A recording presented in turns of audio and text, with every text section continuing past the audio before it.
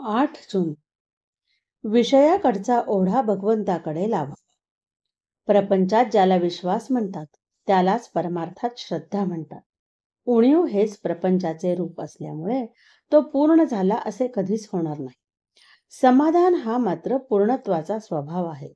निर्हेतुक कर्म करण्याने खरी सात्विकता उत्पन्न होईल आणि पुढे पूर्णाहुती दिली जाईल. अशा प्रकारे सर्वस्व अर्पण करणे याचेच नाव यज्ञ होय. त्याग आणि भगवंताचे स्मरण हा यज्ञाचा खरा अर्थ होय. परमार्थ साधला की बुवाचा देह पुष्ट होतो.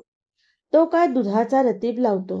छे, भगवंताच्या आनंदाने त्याचा देह भरलेला असतो. परंतु साधकावस्थेमध्ये त्याचा देह कष्टामध्येच ठेवलेला असतो. खरे म्हणजे परमार्थी माणसाने दैन्यवाने राहायचे कारणच नाही. पैसा असेल तर त्याने रोज श्रीखंडपुरी खावी, पण उद्या जर उपास पडला तर मात्र आजच्या पक्वान्नाची आठवण होता कामा नये. सर्वात गृहस्थाश्रम श्रेष्ठ सांगितला आहे. ज्याला हित करून घ्यायचे आहे त्याला गृहस्थाश्रमासारखा आश्रम नाही. पण लग्न करून सर्व काळ विषयात घालवू लागलो आणि प्रपंचाची कर्तव्य करायची राहिली तर मग लग्न करून काय साधले?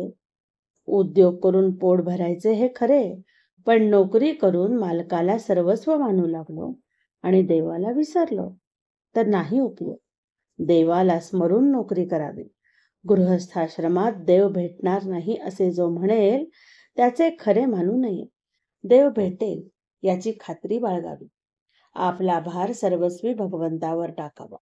संकट आनंद दोन्ही भगवंताला सांगावे. ज्या स्थितीत भगवंताने ठेवले त्या स्थितीत समाधान मानावे. अर्पण बुद्धीने सर्व कर्मे करावीत. ज्यात माझे मन मला खात नाही ते काम चांगले असे समजावे.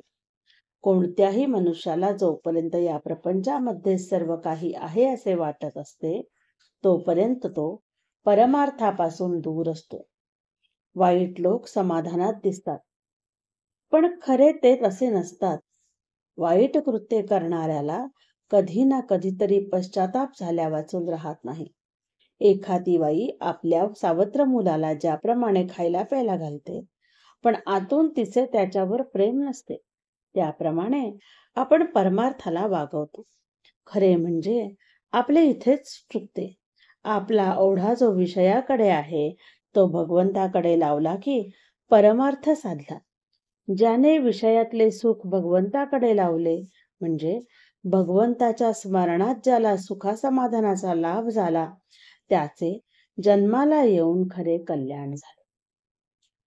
आजचे बोधवचन.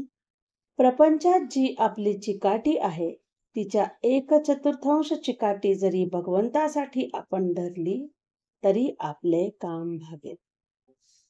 जय जय रघुवीर समर्थ.